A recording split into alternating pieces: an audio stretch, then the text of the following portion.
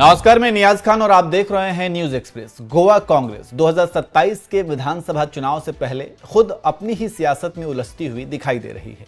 जिस पार्टी को बीजेपी से मुकाबला करना है वह फिलहाल अपने नेताओं के बीच बढ़ते मतभेद और आरोप प्रत्यारोप से जूझ रही है। सबसे बड़ा सवाल यह है कि क्या कांग्रेस चुनाव से पहले संगठन को संभाल पाएगी या फिर अंदरूनी कलह ही उसकी सबसे बड़ी चुनौती बन जाएगी। मीडिया में छपी खबरों की माने तो कांग्रेस हाईकमान ने गोवा प्रदेश कांग्रेस की कमान अमित पाटकर से लेकर गिरीश चुडंकर को सौंप दी है। इस फैसले के बाद पार्टी के भीतर नाराजगी खुलकर सामने आने लगी है। कई नेताओं और कार्यकर्ताओं ने इस बदलाव पर सवाल उठाए और कहा कि फैसले से संगठन में असंतोष बढ़ा है। हालात इतने बिगड़ गए कि कांग्रेस के राष्ट्रीय महासचिव केसी वेणुगोपाल को खुद गोवा जाना पड़ा ताकि नाराज नेताओं और कार्यकर्ताओं से बातचीत पर विवाद को शांत किया जा सके। लेकिन उनका यह दौरा विवाद खत्म करने के बजाय नए विवादों को जन्म देता नजर आ रहा है।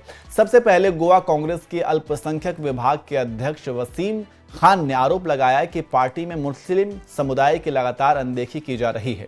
उनका कहना था कि संगठन में अल्पसंख्यकों को पर्याप्त प्रतिनिधित्व नहीं मिल रहा और उनकी बात को गंभीरता से नहीं सुना जा रहा।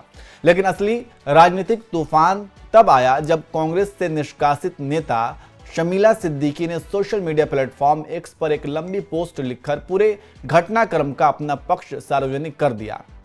शमीला सिद्दीकी ने दावा किया कि 4 जुलाई 2026 को जब केसी वेणुगोपाल गोवा दौरे पर थे तब उन्होंने और उनके साथियों ने उनसे मिलने के लिए समय मांगा था।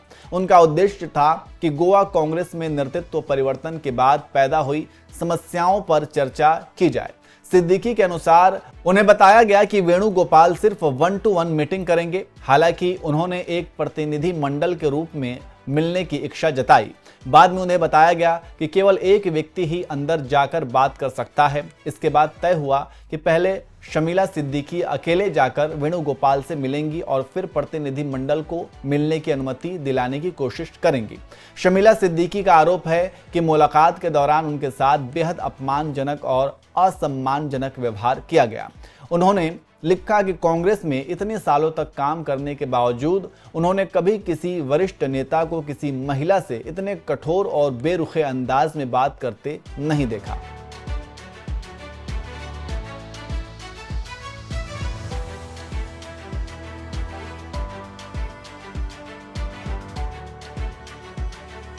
जानकारी देते चले कि जैसे ही ये मामला मीडिया में उछला, हलचल मच गई और फिर कानाफूसी शुरू हो गई। अपनी पोस्ट में शमीला सिद्दीकी लिखती हैं कि इस पूरे मामले को लेकर सोनिया गांधी, राहुल गांधी और प्रियंका गांधी को ईमेल भेजा है और उम्मीद जताई है कि पार्टी नेतृत्व तो उनकी बात सुनेगा।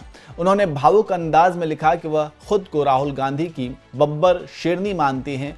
अगर वह सत्ताधारी व्यवस्था और उन ताकतों से सवाल पूछ सकती हैं जिन्हें वह लोकतंत्र के लिए चुनौती मानती हैं, तो अपनी ही पार्टी में सवाल पूछने से उन्हें कोई कैसे रोक सकता है।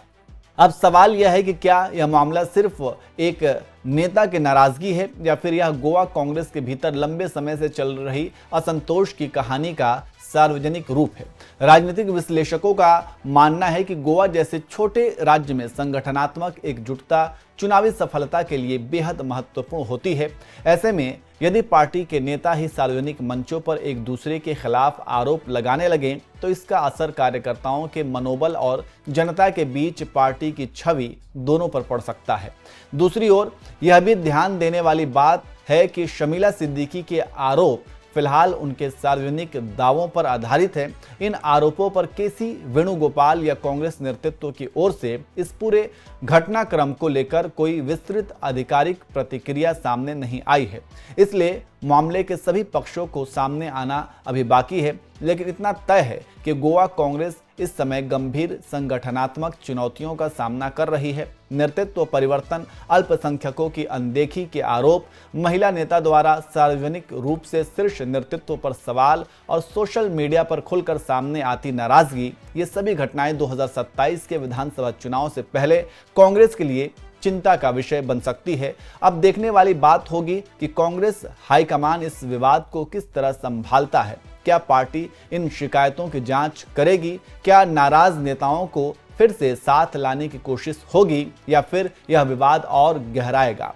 इन सवालों के जवाब आने वाले दिनों में सामने आएंगे, लेकिन फिलहाल इतना जरूर कहा जा सकता है कि गोवा कांग्रेस के भीतर उठी यह सियासी आंधी पार्टी के लिए आसान नहीं है।